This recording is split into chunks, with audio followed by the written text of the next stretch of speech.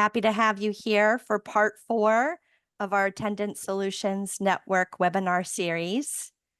We'll get started in just another minute or so. We know it's a busy time, so we are extra grateful for you joining us today.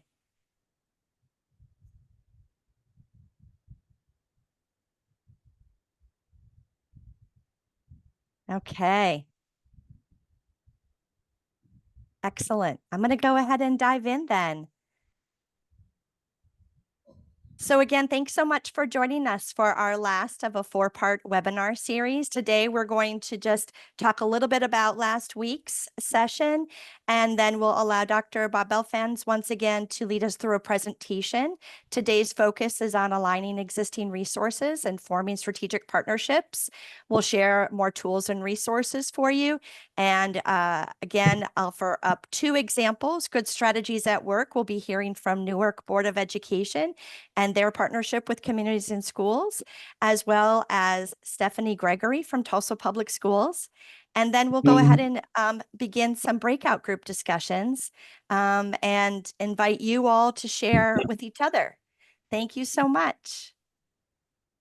So with that, as we've done before, I just want to remind you of where we are in our network offerings. Of course, again, thank you for joining for our series, Starting the School Year Strong. This is the last of the 4 parts. But what's next? You might be wondering. We will be hosting one more optional small group discussion, and that's an opportunity for you to continue the conversation with your peers. It really is truly that. We'll be there to facilitate, but really allow you all space to talk about our last 2 sessions that we've hosted here in August and invite the conversation to continue. So we'll be providing in the chat a registration link.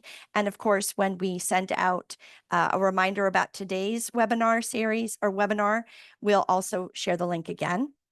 And also what's next, and we hope you've already marked your calendars, we will be hosting the second part of our Attendance Solutions Network, which is our peer-to-peer learning community, and we'll be starting that September 17th.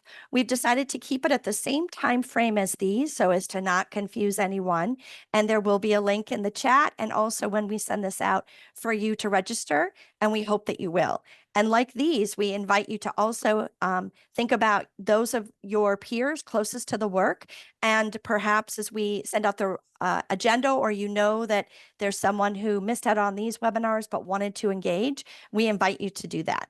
So please make sure to let folks know from your network and of course from your district. And the last part is that you will, in fact, have a chance. We will continue to keep the website, the landing page. We'll keep it updated for you, and we'll have those links on the Attendance Solutions Network landing page. So with that, we talked a little bit about our sessions are recapped here, just as a reminder, and I appreciate your feedback. Many people have said they've already started watching and catching up, and that's exactly what we wanted you to do. We invite you to share these recordings with your colleagues. Another colleague you'll be hearing from Newark, they're going to be sharing it with their district more broadly. We're excited about that, and you'll see those links in the chat as well. For yourselves and for you to share more broadly. And then, of course, we started with our comprehensive approach. We did a deep dive into culture of attendance. And the last week's session was really about organizing for success, using data to inform district and school strategy, and thinking about success teams or attendance teams. So with that, let's go in and dig into the meat of today's session. Dr. Bob Belfans has joined us once again, our director at the Everyone Graduates Center, the School of Education at Johns Hopkins University. So with that, I'm going to turn it over to you, Dr. Bob. Great. Thank you, Jen, and happy to be with everybody today this afternoon for our 4th and final series of our sort of summer Starting Strong webinars. If we go to the next slide. We talked about it's important to believe that and know that improvement is possible. It's important to know your challenge. Is it being driven by barriers, by lack of interest in school, external challenges, or just misinformation? Then you organize your response. That's got prevention, problem solving, mitigation strategies driven by teams and data. And then, to keep that all together, what we're going to talk about today, you got to really align your resources and often form strategic partnerships. So that's what we want to go deeper into today. Next slide. And really, there's 3 parts to this, right? One is taking stock. What resources do you have? And as we've said before, and it's important to say again, schools and districts often have more resources than they realize. They're just very siloed, right? You might have a couple of people working on behavior, person on attendance, a person on academics. Each of them is overwhelmed, but if they can work collectively together in sort of a holistic student support, student success system, we have more people and we have a better holistic look at our students. So it's really just reorganizing. If you reorganize the supports you have, you might find that you have more than you thought. We talked how it's important to make attendance a part of all your efforts, not just a separate thing, but as you really roll out other important education initiatives, you also weave in the fact that it's important for students to be there every day to benefit from those initiatives. And then once we've done that, it's often the case that you'll find, we have a lot of resources, we have a lot of good stuff going, we've pulled it together comprehensively, but there's still a couple of areas where we could use some more capacity. And that's really where strategic partnerships come in. And it really makes sense to do that at the end, once you put everything else you have together. So really the partnerships you form are the ones that are most strategic and beneficial to your overall comprehensive approach. So let's go deeper into strategic partnerships. And the first thing is, sometimes it's like easy to say, find a strategic partner, but that's often hard to do. It often takes time and energy, things that are too in short supply in schools, because it takes all our time and energy to just give our students a great education and a great school climate every day. And this is where NPSS, the National Partnership for Student Success, which is really the co-host of these webinars, can help. It's really designed to be a one-stop shopping to find and be able to connect to strategic partners and partners who can help to provide more wraparound supports or more success coaching or more mentoring or more tutoring, all of which can have strong impacts on attendance. And within that, there's technical assistance available, but also just the ability for us to match you with potential strategic partners in your area and your districts. So that's just a good place to look if you're looking for where I need a partner, but where do I find it? Next slide. A couple of examples. Higher education is often a good partner, and even more so these days than maybe in the past, right? Many more universities and colleges are looking to work productively and supportively with their local K-12 school systems. The Department of Ed sent out a Dear Colleague letter last year asking colleges and universities to increase the number of work-study students engaged in community service efforts with their K-12 schools. That's great because that federal work-study helps pay a lot of the cost of those college students giving supports in schools, and it's a sustained funding source. So one example here is that a school district within New York City, a sub-district, partnered with City University of New York campuses to provide ongoing set of mentors and supports around attendance, supported through federal work-study and credit-bearing service learning courses. Local AmeriCorps programs we mentioned before, but it's really important to mention again, are a good source of additional people power and strategic partners. Here's the example of the Minnesota Promise Fellows, which is sort of operating in a regional scale in Minnesota. It's organized to bring adults into schools, 612 schools, again, to build those positive relationships and mentor and support students to help them get to school every day and succeed when they're there. And then, nonprofits, both local nonprofits and national nonprofits with local affiliates or, regional ones with affiliates are another strong partners. Here's a case of Connecticut Rise, working with a network of schools across New England and really focusing on that idea of school connectedness that we talked about as being maybe the best preventative, proactive way to make sure kids are in school every day. Next slide.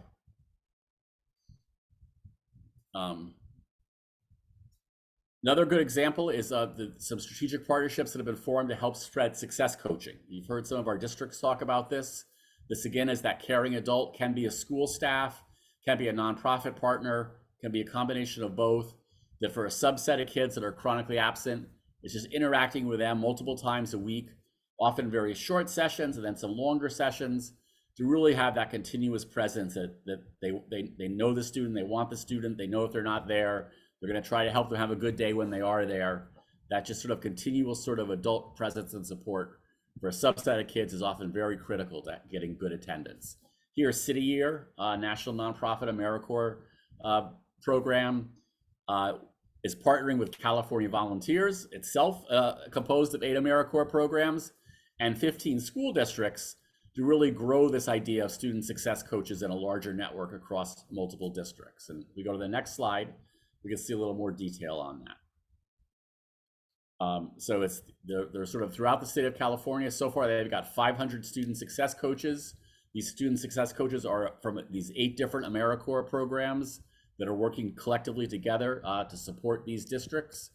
They're supporting more than 31,000 students and over 200 sites across 25 cities. So you see, this is the idea of almost building a regional consortium of strategic partnerships so that multiple schools within that region can benefit. And that's another way to approach this. Instead of asking each school individually to figure out their strategic partnerships, to form these larger regional collaborative efforts to provide additional people power and student supports and strategic partners for a wider subset of schools.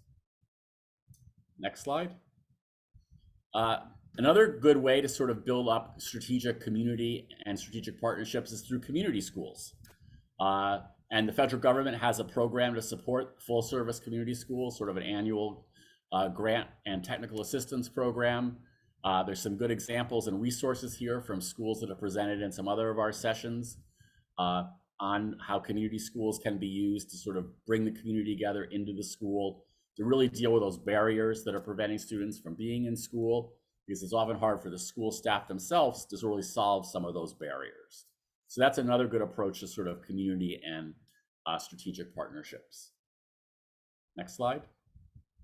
As always, we'd like to leave you some tools and resources you can use on the idea of strategic partnerships. There's a number of things from the NPSS to help you do this, including that Higher Education Coalition. We encourage you to get your local university and college involved in the Higher Ed Coalition. It's a way for them to partake and set this goal to get more of their students involved in community service and to get some recognition and support in doing so. So we really ask you to recruit your higher ed institutions to this effort to be a strategic partner for you and others in your area. Okay. Next slide. And I turn it over to you, Jen. Thanks, Dr. Bob. Again, just want to echo Dr. Belfanz's remarks about the NPSS Support Hub and our hopes in how we hope to stay engaged, not only through the Attendance Solutions Network, but we really were created to be a resource for you, a free resource for you. And so we invite you to take advantage of either the resources we've curated or created, or the partnership through AmeriCorps and our federal government when those resources are listed. So we're really excited to continue that conversation. And before I turn it over to our districts, which I'm really excited about, I want to tell you that we're going to go ahead and transition from the district's spotlights over to our breakout groups, but we're going to come back together a little bit sooner than we typically do. And here's why. We have an ask for you. We really, truly want you to help us plan and to help us think about, and frankly, help us help you by completing a survey about the 4 series webinar, but also about what else you would like support with as you think about the academic year for many of you that has started or is about to start, and how we can continue to be a resource, what offerings we might be able to bring together for you, either through the peer-to-peer learning community, which is looking more and more like we'll be able to offer a different series of almost like choice menu of topics to join for, a choose your own adventure in some cases. And what we need to know is, what do you want? So know that in a little bit after we hear from our districts, I'm really excited about that, and our breakout groups, we're going to ask you to come back. So stay with us, and please just take, I believe it's 8 questions, not very long, and give us your feedback. We're looking forward to that. So with that, I'm really excited to first turn it over to Stephanie Gregory. She's the Director of Family Attendance Supports, and their program at Tulsa is called Attend to Win. And Stephanie is here to talk more about their plan for action, as well as how they're engaging more broadly in aligning their resources and bringing together their community to support their strategic vision around attendance and engagement.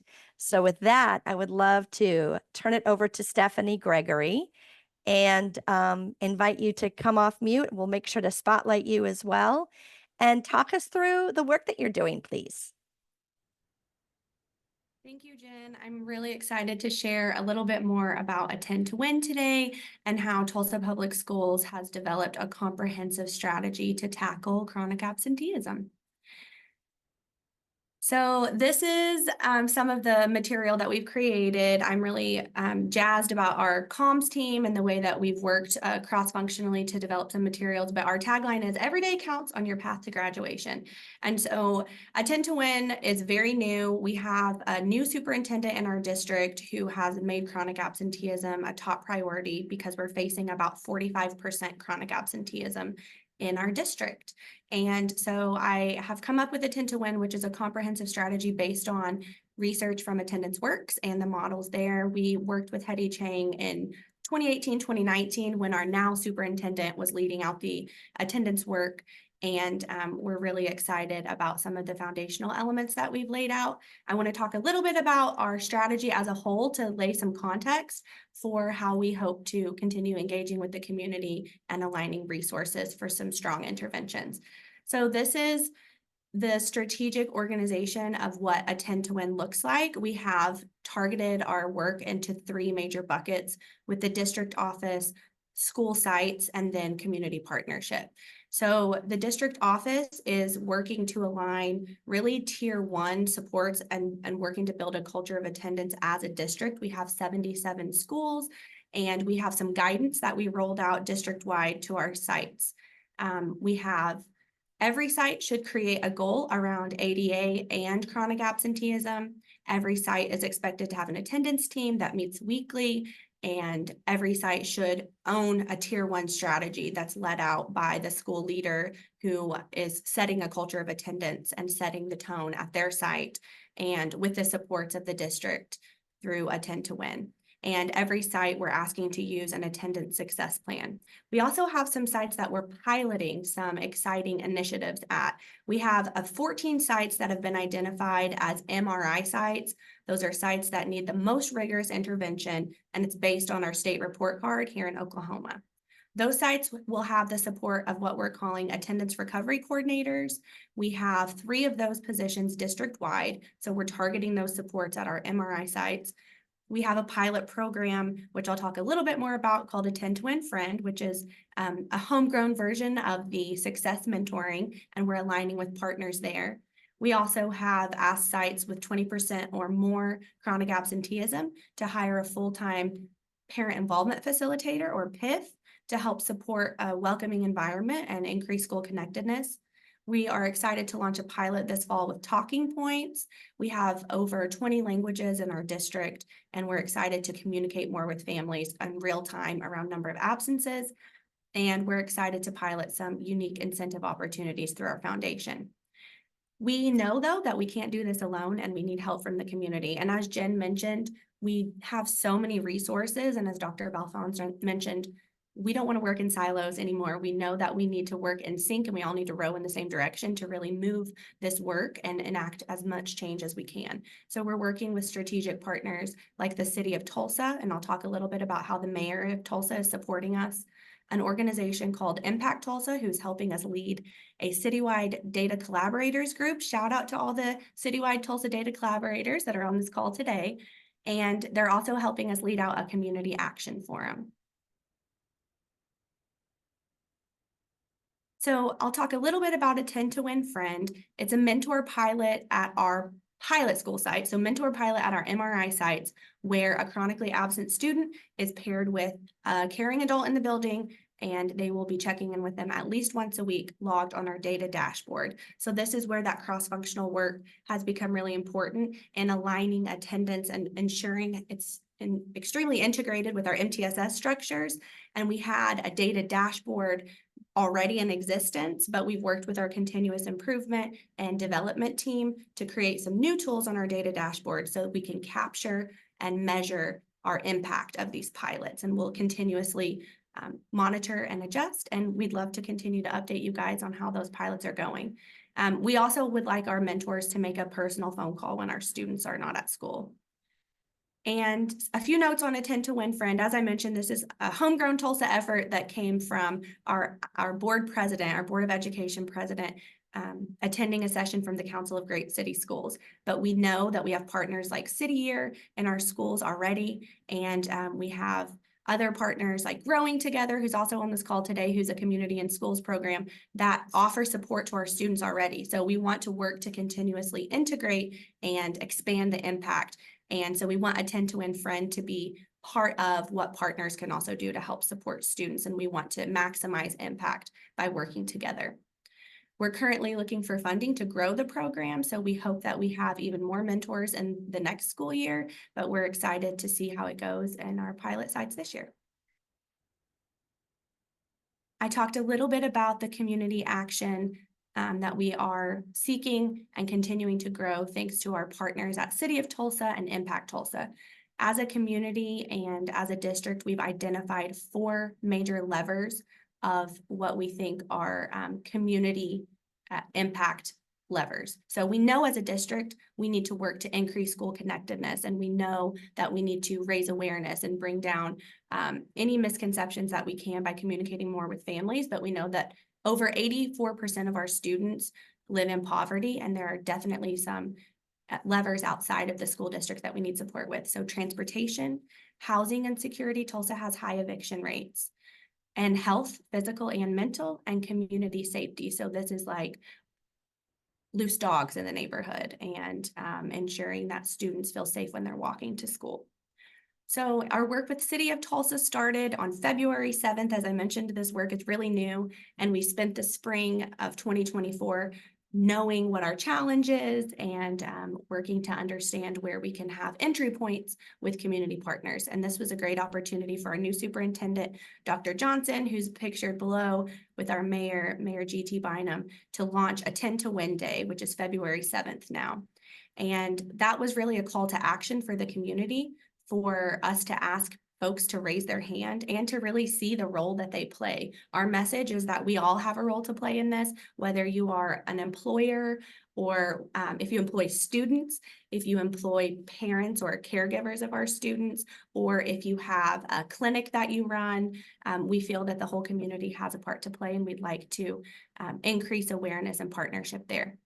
Our mayor recently met with the superintendent and myself to address some very data-driven concerns. So he's raised his hand, he's engaged in the press conference, and he said, what you guys need, we are willing to provide, and we want to partner with you. So our citywide data collaborators and our awesome district data team, who's on the call today, worked to build out a list of very specific concerns that we have, and we had the data to back it up. Crossing guards are a concern. Animal control, as I mentioned, we have lots of reports of students getting chased by dogs or even parents getting bitten. And that is something that is a barrier when they're trying to walk to school. And so we've asked for an increase in animal control presence during the hours when students are walking to and from school. We also asked the mayor to help champion city councilors to hold town halls, and we've given very specific data points for each of the 9 districts in Tulsa, and we've highlighted for city councilors the schools in their district and the biggest problems that they're facing, and we'd love to work together with them to host these town halls and really rally the community around the data-driven specific issues that are faced in each of the districts. We're also celebrating. So the mayor is going to visit during Attendance Awareness Month the schools that have the most improved attendance over the first 6 weeks of school. And he's agreed to help us market Attend to Win to raise awareness by providing water bill inserts. So everyone in the city has to pay for their water, and they all get a water bill, and they're all getting information on Attend to Win. And the Transportation Department, MetroLink, which is part of the City of Tulsa's public transportation, has agreed to run ads on their buses and at their bus stops around town.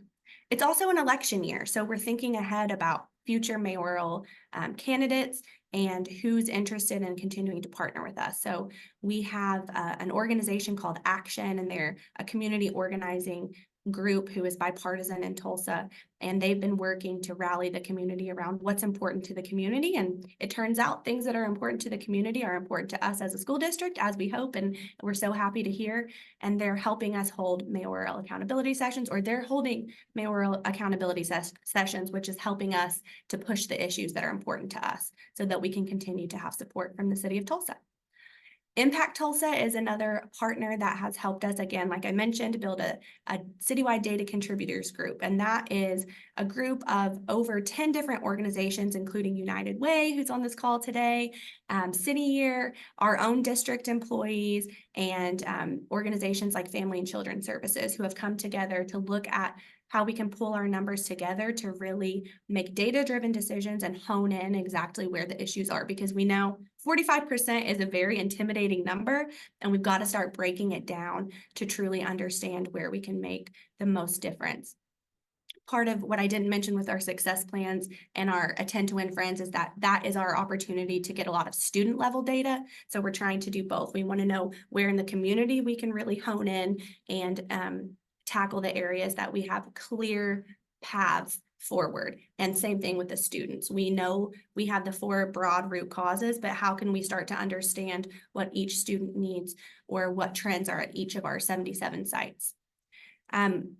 We had our first Community Action Forum in April, and we're having Community Action Forum 2.0 this Friday, where we're focusing on a Safe Paths to School initiative, and we're rallying the community around community wellness to try and understand how we can push our healthcare providers and our mental health healthcare providers and folks who support with housing, right to counsel, legal aid, how we can bring everyone together to support housing and community wellness, as well as Safe Paths to School.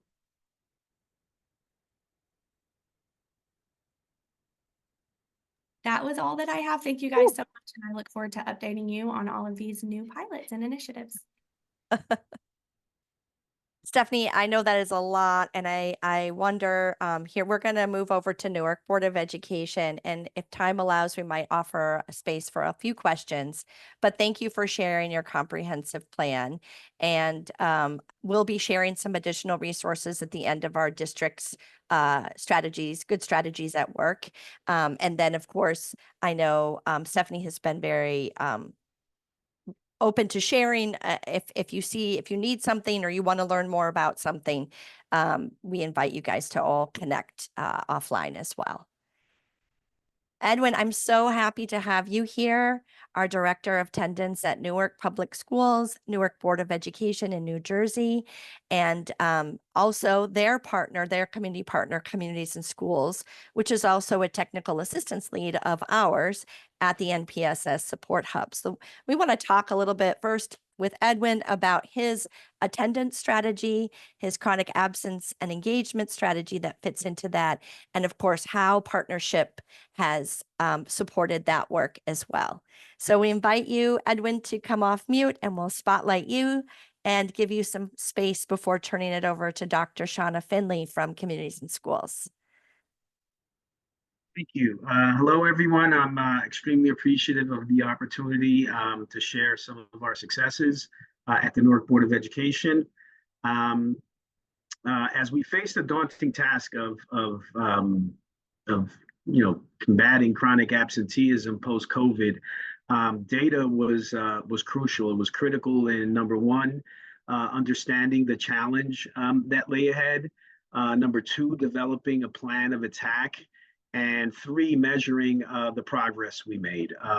So before I share the strategies we employed, I think it's crucial to show you our attendance data. So this slide displays a 5-year trend of average daily attendance for Newark. So 2019, 2020, that was the COVID year. 2020, 2021. In Newark, we had a hybrid form of instructions. So students and parents had a choice of whether or they wanted to come to school in person or remain virtual. 2021 and 2022, instruction was in person, and we see the dip in our average daily attendance from 94.2, apologies, 94.2 to 92.4. And then, so after that, we began to analyze the previous year's data, and we developed a plan, and we see that for 22, 23, we raised our average daily attendance to 94.2, and then last year, 94.8. Next slide, please. So slide 2, so average daily attendance is a key data point to be measured and monitored, no doubt. However, it doesn't tell the entire story, and it gives really an incomplete picture of attendance at a particular school or district. So relying on ADA can be misleading if it's the principal metric utilized when attempting to improve attendance. So over a 3-year span, 2021 to 2022, our chronic absenteeism percentage was at 25.7. 2022 to 2023, we reduced that drastically to 12.7. So that was a reduction of about 13%. And then last year, as you see in the slide, we achieved 12.1% as a district, which was a reduction of 0.6% from 2022-23. And as you see here, our elementary schools were at 10.3%, the high schools at 15.1%, and our specialized schools at 14.5%. Next slide, please. And so what were the strategies that enabled us to achieve these successes? So as I mentioned earlier, after that our chronic absenteeism rose to the level of 25%, we backtracked and we looked at the previous year's attendance. And what we did is we identified students that had 18 or more absences, those students that constituted, our cohort of students that were chronically absent. We desegregated the data by grade levels, and then we administered parent and student surveys to these students that had 18 or more absences. We wanted to kind of tease out and find out what were the impediments, what were the obstacles, for these students, coming to school on a consistent basis. We then established a realistic number of students to case manage. We kind of siphoned out students that were absent due to medical reasons, any students that were at the time maybe displaced, students that had reasons for not coming to school that were kind of outside of the average reasons for students to not come to school. We then created attendance improvement plans based on the surveys, and we met with parents and students and introduced this, we call it the SAIP, the Student Attendance Improvement Plan. And then in order to monitor this plan, we matched a student with what we call an attendance buddy, a mentor, which basically did a weekly check-in, not too long. It wasn't taxing to the mentor or the student. It was just a check-in. It was just a temperature to feel, to see how the student was coming along with the plan, and to kind of find out if there were any outstanding events, any trauma that might cause a student to relapse or to continue to be absent. Next slide, please. So this brings us to our partnership with communities and schools. So after our success in 2022-23, we were, after that drastic decrease, we knew that we wouldn't see that kind of drop for 23, 24. We would be pleased if we flatlined or actually lowered our attendance further, which we ended up doing, but with the help of our partners, for sure, communities and schools. It was fortuitous that the partnership with communities and schools presented itself. And as you see in this slide, there were five key components to our partnership. The first is professional development. So communities and schools came in with a new lens and approach to training staff, specifically in providing supports and timely interventions. District goals were aligned to the vision and mission of communities and schools. So it was a very symbiotic relationship that we had before we even started working together. And school support teams. We had to rethink how we provide support and formulate a collaborative approach to providing interventions. The case, this was probably one of our biggest challenges. Everyone, our student support staff, social workers, school counselors, parent liaisons, we're doing the work, but we're doing them in silos. So bringing everyone together to formulate one plan and one approach to combating chronic absenteeism proved to be a challenge, and it still does. But we continue to work on it and improve. So case managed students had additional data to compile, input, and track. And then community relationships were prioritized and became a key ingredient in our recipe to add partners in providing supports to our students and families. Parent engagement and parent and family engagement was critical in developing a sustainable plan of action for each student. We went from being punitive. Our home visits changed. Instead of conducting home visits to deliver a prejudicial hearing announcement or court papers or something that just wasn't well received by some parents.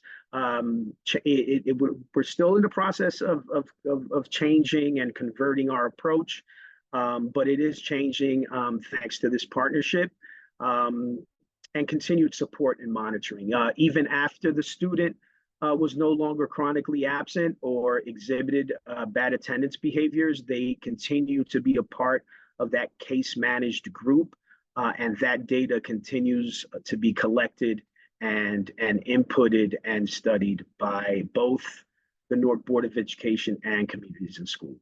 And as you see, the first cohort that comprised, that were 5 schools that comprised the first cohort, saw a drop of 4.65% in chronic absenteeism for last school year. One school in particular saw a drop of 12.8% in their chronic absenteeism percentage, in large part, or I would say basically due to the fact that we targeted students that had between 18 and 25 absences and case managed the heck out of them, so that we brought the chronic absenteeism number to almost nil at that particular school, which was impressive to say the least. For sure, for sure. Thank you for that. Edwin, should we turn it over to Dr. Finley for just a couple of minutes? Dr. Finley, I'm so sorry, but we want to get to our breakout groups.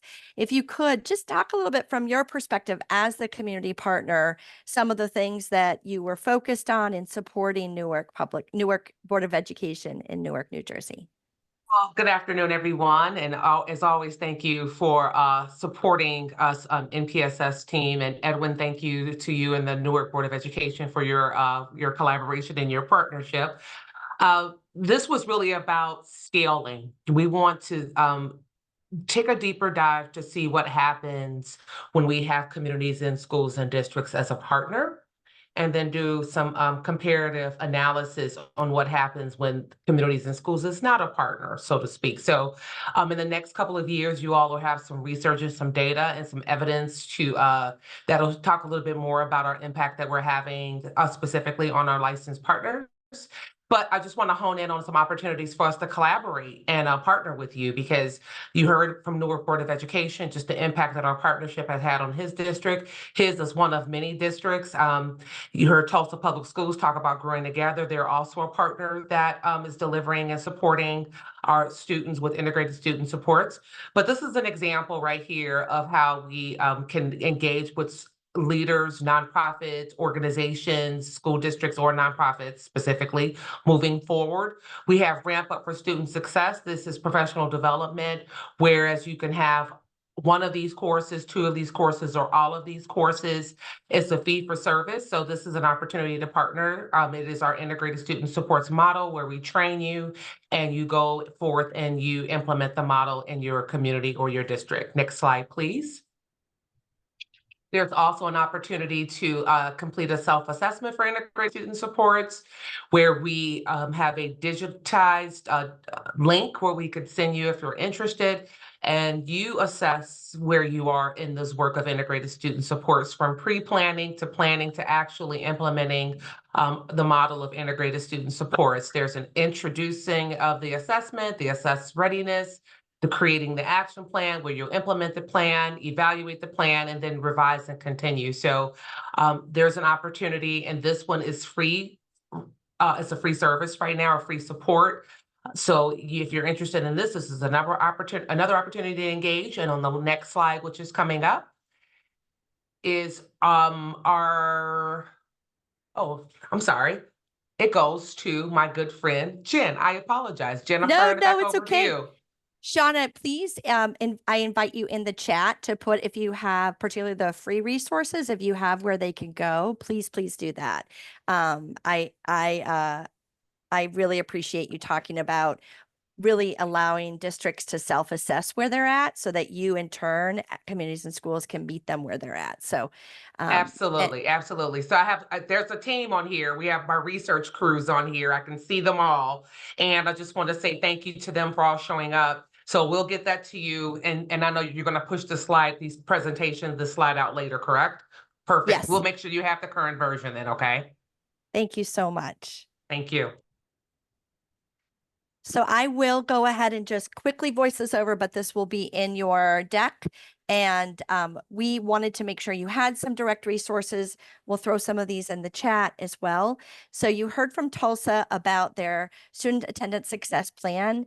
And this was something actually that was asked for from them even at our last session. So we went ahead and linked it here, as well as their goals for Attend to Win. So you as a district can sort of assess, like, as you think about where Tulsa's at, which is only in their second year, like, here's some examples of what they're thinking about. Additionally, we've talked a lot about our partnership at AmeriCorps and how AmeriCorps can be a really great opportunity to think about how to access people-powered supports. And there's a toolkit here with some additional links. We've already advertised and will continue to the free resources available at Attendance Works.